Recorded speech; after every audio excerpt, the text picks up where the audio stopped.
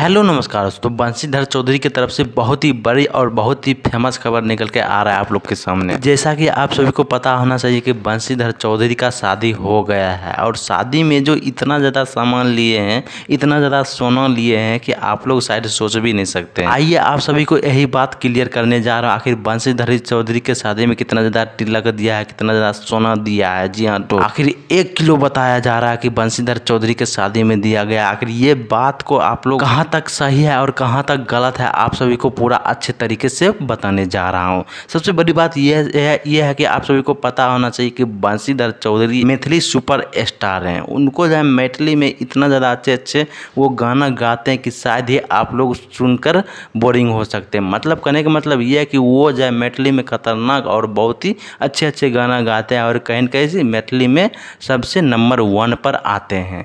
लेकिन अब बात रही अगर सोने चांदी को तिलक में देने की बात रही तो उनको जो है बहुत ही कम मिला है, काहे कि उतना भी लेवल नहीं हुआ कि उनको जो है 1 किलो 2 किलो सोना मिलेगा। जी हाँ।